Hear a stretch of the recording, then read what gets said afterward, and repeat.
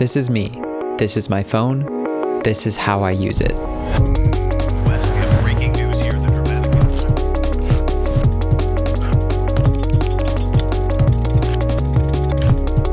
More and more often. When I use it, I feel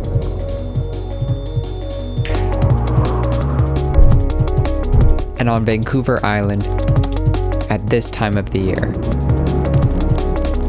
it's easier than ever to just If you would say, can I get one cheeseburger? Plastic knife in my pocket for some reason. but I know I'm not the only one who feels this way. Okay. Hi, Louise. Hi. How would you describe your relationship with your phone? Damn you. It's not good. I try not to use it. My phone's taken over my life in all of the wrong ways. Not very healthy. It could be much better. Ever wavering. I feel like it changes a lot. It's hard to get through the day without it. It's so refreshing when I forget my phone. It's actually pretty bad. Do you have your phone on you? Yeah. What's your daily average? Oh, dude. An hour and 52 minutes. Just under 2.5 hours. 3 hours and 6 minutes. 4 hours and 20 minutes. 5 hours and 17 minutes. It was 6 hours, 47 minutes. 6 hours and 56 minutes. Cut this part out. I have been on today for 8 hours and 8 minutes. I mean, that's the highest so What do you far, mean? right? Do I win a prize? Symptom of boredom. It's what I do when I don't know what to do. And like a little bit of anxiety that there's like things that I need to do. Procrastinating homework and getting up. Like I could be doing literally anything else. Any of my other hobbies. What could I have done with 30 minutes? I want to read my book, but I'd be stuck doom scrolling. Just grab the book. Just grab the book. It's entertaining in the moment as soon as it stops. It's like, oh crap. When you scroll to a new video, okay, this is the last one. 12 reels later, you're still watching. It's so addictive and it's hard to stop. I gotta find my answer, put my phone down, continue with my day. How are you altering your scrolling habits? Occupy myself more. Doing things as opposed to continuing to scroll. Had a list of things to do. No, actually, I need to go do this now instead of just going on my phone. Even though I've been keeping myself busy, I make time to scroll. I'm locked in right now.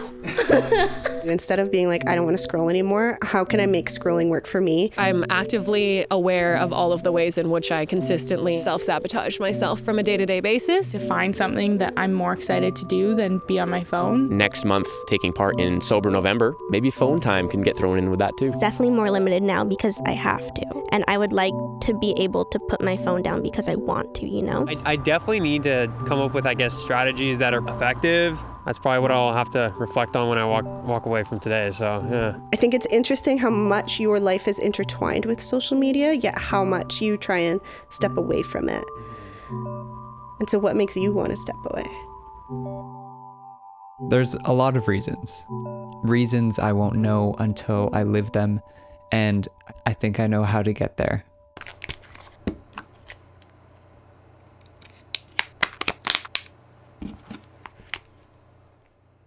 I'm not claiming that a flip phone is gonna fundamentally change my life for the better, but having this physical barrier to everything that pulls so often at my attention, I hope will make a change. It's a change I can't fully determine the effects of for at least a month.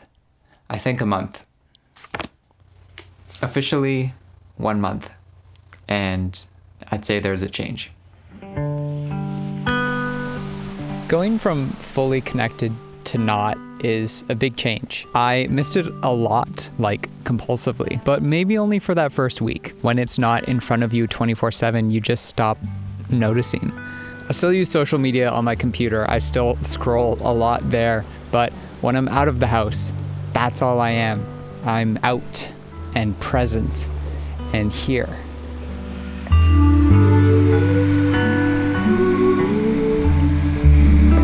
Which fundamentally isn't this huge life-changing thing. Not really, but so far, I feel it's preferable. And even though I'm immediately disconnected, I can still be in touch. Hi, Brad. I'm on my break right now. I'm really tired. Hey, man. Sorry I missed your call. Thank you for the little check-in. That was very nice. Hey, Bradley boy. I actually just today... What's up, bud? She's got a dog. That's super... Hello, Mr. Brad. How are you? I'm gonna do things. With this partial separation, the act of hanging out has become something more special. working on new projects. I love learning things at this stage of my life. I finally got my Fridays off. That was a big deal.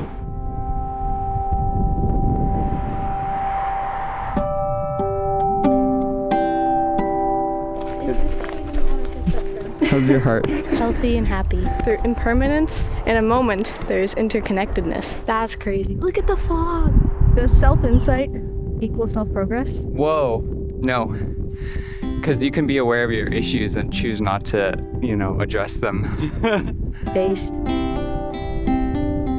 I want to make like an online business website, right? So I won't tell you what the business is, viewers, because it might change and I don't want to look stupid. It's my dad's birthday on Thursday, and I'm going to, from scratch, make a chocolate ganache cake. It sounds like you like your dad. I love my dad.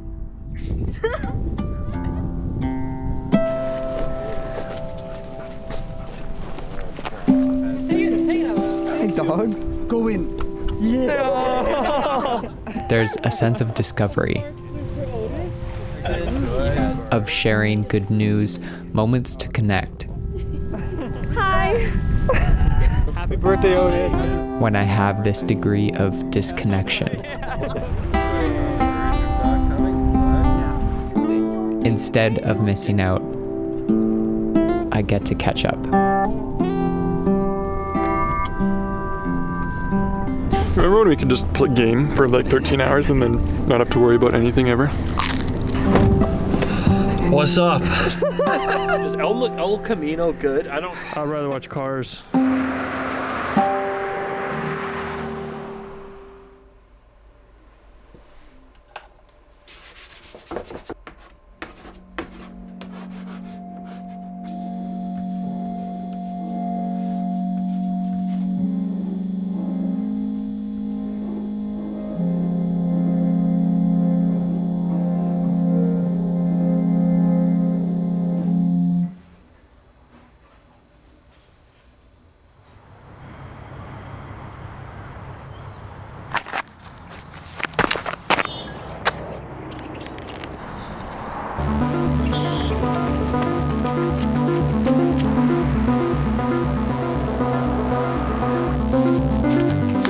Participants of the high phone use group were more likely to report loneliness, depression, and mood disorders. The presence of a phone contributed to strain on the participants' cognitive load and additionally linked to poor memory recall. Increased phone use is associated with reduced melatonin production and poor sleep quality. Smartphones adversely affected two measures of cognitive capacity: available working memory capacity and functional fluid intelligence. Our findings suggest that phone separation can severely impact attention during cognitive tasks, perhaps not just in the case of completing tasks, but also in communicating with strangers, friends, colleagues, and family.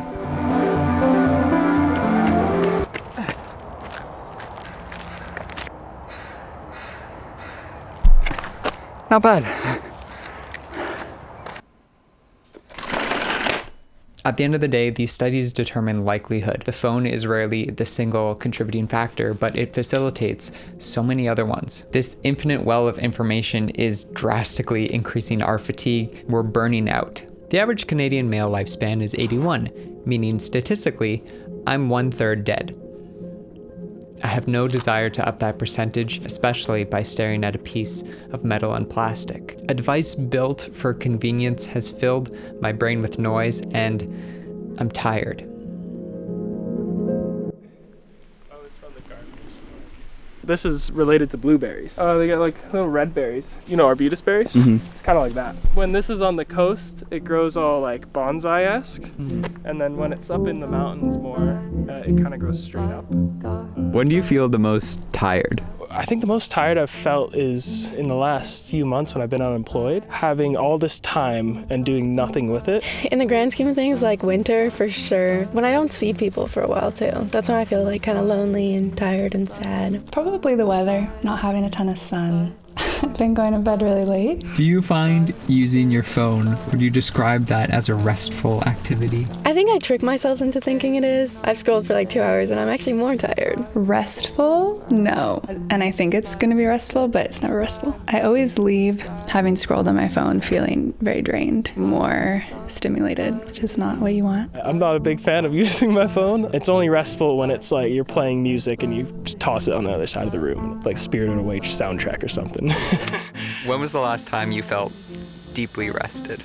Maybe after I went camping this summer. I had like such a good sleep out there. It was so quiet. Finally getting to sleep in my childhood bed again with my childhood dog. It's like I woke up and I'm like in this place that I had been longing to be. Waking up early, doing my little morning rituals, not like needing to rush to anything. And actually, I consciously didn't check my phone. I fully had it turned off yesterday. That was my restful day yesterday. It was really nice.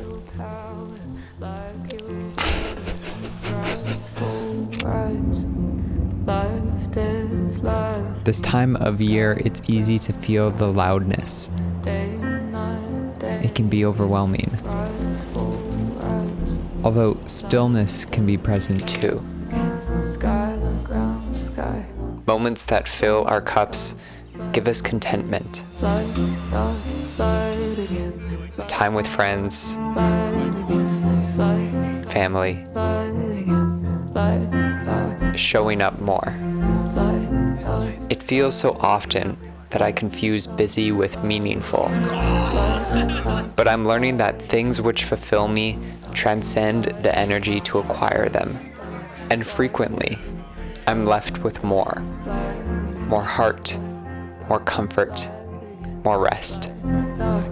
If I look in the right places.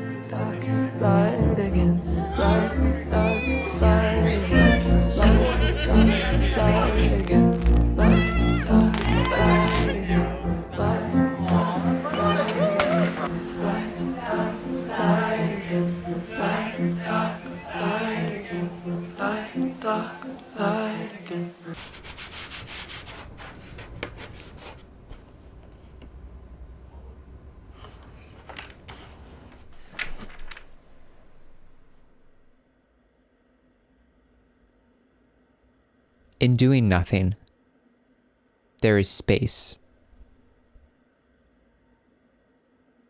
to figure out what's worth doing. So recently I've been all about 3 things: books, films, and birds. This one changed my life. I probably talked about it. Best read of last year. This one's getting turned into a movie. Really deserves a revisit. Yukio Mishima. Really enjoyed Baldwin. Probably enjoyed Beale Street the most. The Murakami, I respect her women. I really do. 100 Years of Solitude. Oh my god. My next read, The Last Picture Show. An elegy to a forlorn Texas town trying to keep its one movie house alive. If that ain't me, one thing about me, I watch a lot of movies. Cineplex Odeon has the best variety of films, while Capital 6 has the best recliners in town, period. Star Cinema is super small, but they get all the indie films. Silver City has the IMAX. The Vic Theater runs the throwbacks, the classics. And even at home, I'm watching anything all the time, super legally. And maybe too much can be too much, but I love a story, and I think that's why I'm telling you one. Something that's worth saying, worth seeing, worth spotting. Birds. I'm talking about bird spotting. Whatever that joke is about guys suddenly getting way into birds, very true. That's a true one. I'm talking about the mallard. I'm talking about the spotted towhee, Anna's hummingbird, the red-tailed hawk, an entire ecosystem in my own backyard I'd never noticed simply because I never gave it the time. When I think about what I choose to do with my time, I think about character. Because if I look at the people in my life, especially the ones I admire, it comes down to that in what I believe is a direct link.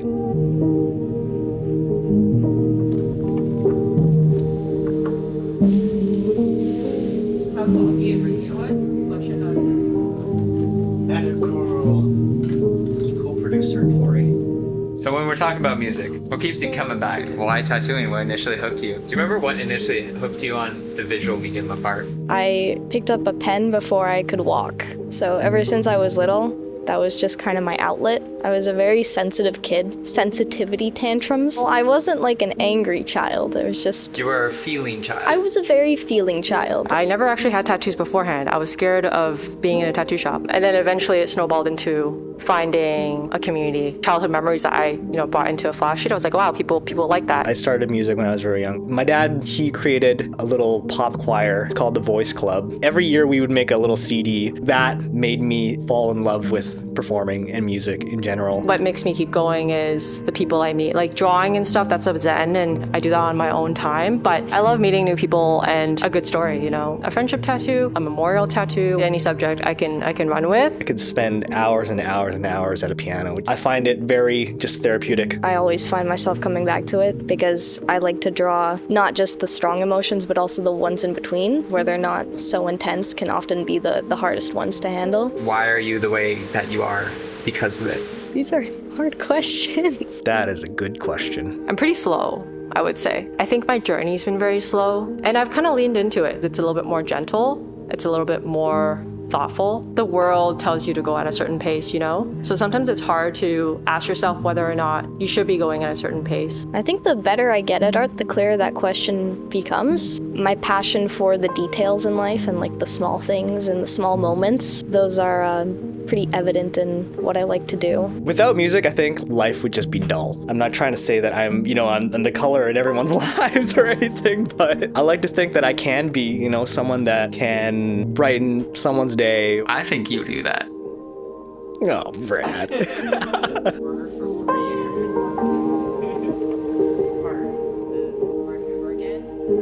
How you live your days is how you live your life. And it's in these daily choices that I become a person who's engaged, curious, and full. It's not about doing more or less than before. Not a question of quantity, but of quality. When I think about days behind a phone, I don't see a life that excites me. I see my lack of character, of initiative. I don't want to be someone who postpones. I want to be someone who goes.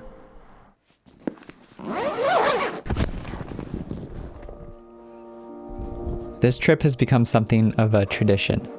A trek to visit my West Coast friends, and this time in a more intentional way. In a way that feels right.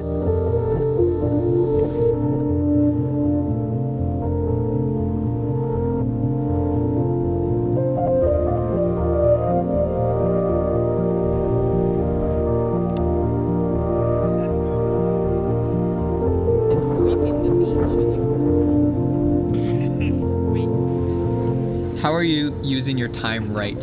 Ooh, I think I'm filling a lot of my time with people and community this year. I think getting home and feeling exhausted after working and then going and seeing friends and then like meeting up to play board games or something. And that feels just very fulfilling. I think that's well worth my time.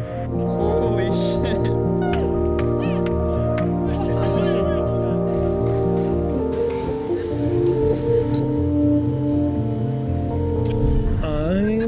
Spending a lot of time with the things I love. A lot of that is with my friends and family, especially the ones I don't get to see a whole lot. Reconnecting with my inner child and myself a little bit more. Being authentic and being myself. Just doing random shit only for myself. It doesn't really need to matter about anybody else. I really enjoy that. Thank you. Okay, thank you. Perfect. God bless America.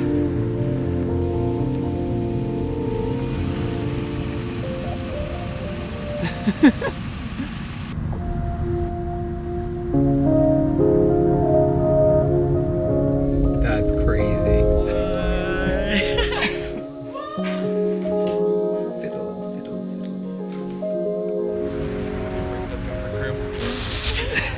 Drink the water, Brad. Why? You're an Ashland local now. I didn't think that would be that bad. Right? I've been actively thinking about this. Me deleting more social media apps, especially TikTok, holy shit. Using the time I have now to just be more present. I'm just excited for everything that I could do with this year, whether that be travel or like applying to grad schools. More recently, grown to appreciate the time that I spend with my family, so I'm excited to be able to spend more time with them. And play League of Legends with Bradley Kettner. I'm so excited to play Teamfight Tactics with Bradley Kettner.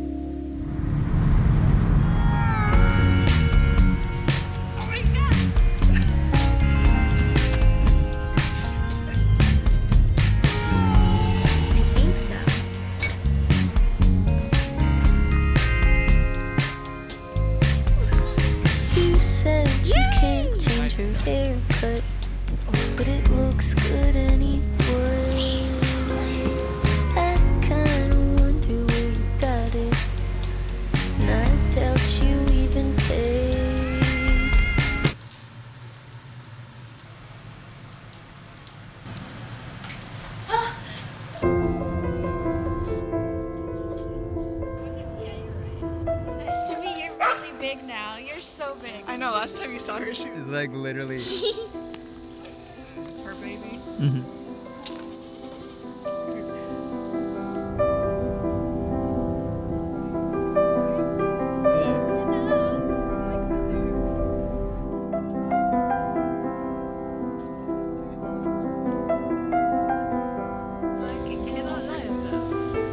What's the quote? The way you spend your days is the way you spend your life. I've been trying to apply that a bit more. I mean, look at this place. This is my home. This is my downtown. I live right next to all of this. Connect with community more. And I'm gonna go back to school. I'm gonna learn a lot. This is the place. This is where I'm supposed to be. Just trusting the universe, letting it guide me. Chilling, relaxing, being cool, being me. I don't know. That's so sick. I mean, I'm spending time with like my family, I guess, and my friends. I've been hanging out with friends a lot more lately and not just like staying as much inside. I want to spend more time with like people because I feel like time spent with someone you love is always spending it right. I feel like this year is like my year of change. Something's changing and I don't know what yet, but it is gonna change.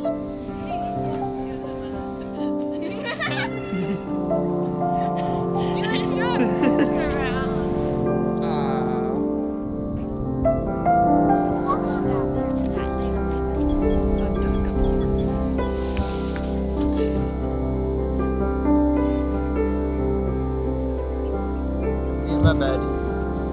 Oh!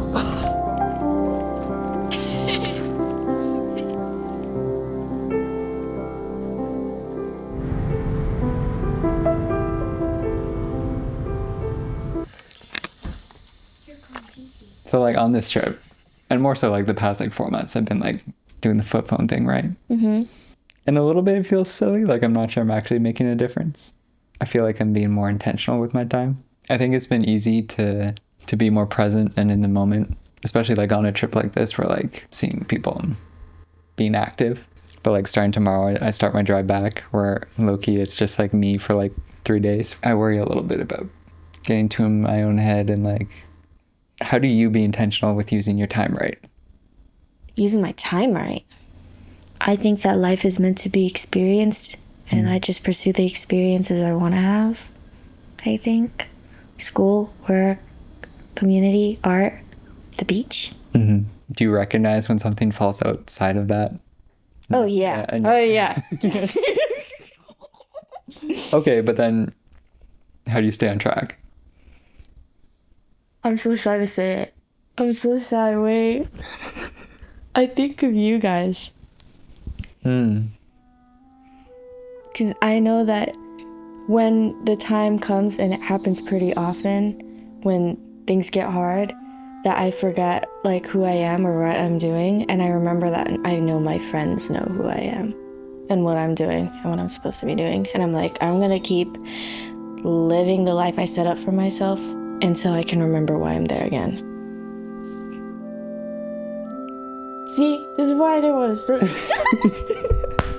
Fuck, that was good though, right? That was really good, thank you. Thanks.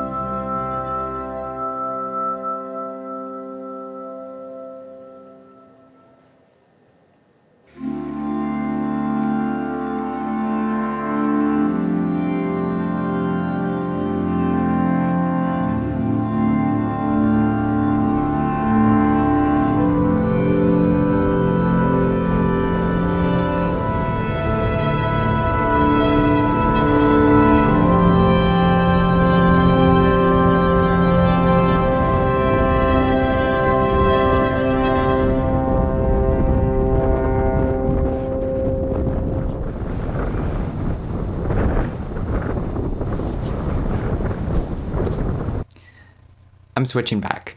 It's been 6 months and I've broken or at the least significantly improved my habits. I feel a lot better and I'm setting myself up for success this time, just less apps and more communication. As much as I adore the form factor, texting on this is diabolical.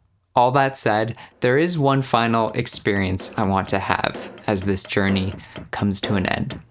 Hey, you're invited to a little party I'm putting together. I'm gonna attach a poster that I've made. Yeah, it's a no phone party. I bought some Beyblades from Marketplace. It's gonna be crazy. And just for one night, I want no distractions. Just us. Nothing to fill the spaces between each other.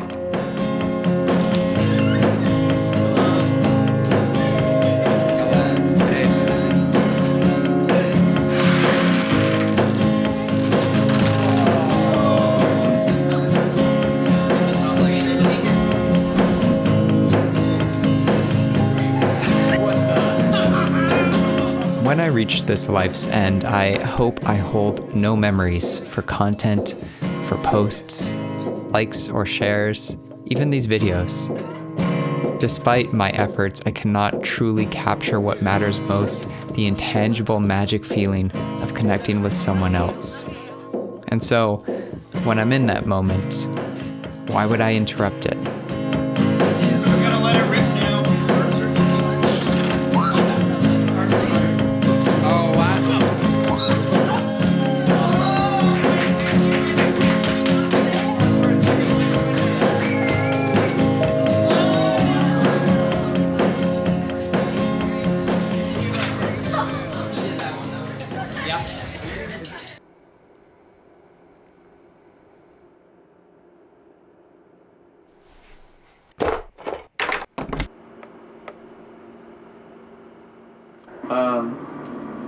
What's the longest life goal you've had?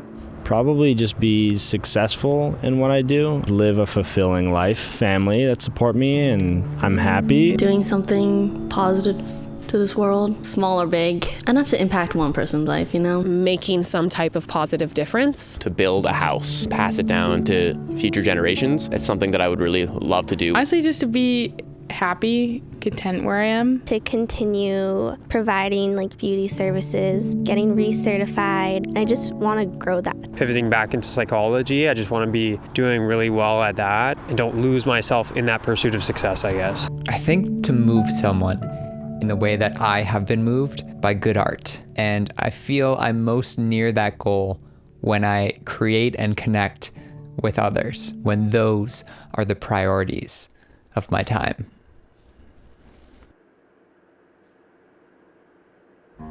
I don't know how much time I have left, but I do know how to use it.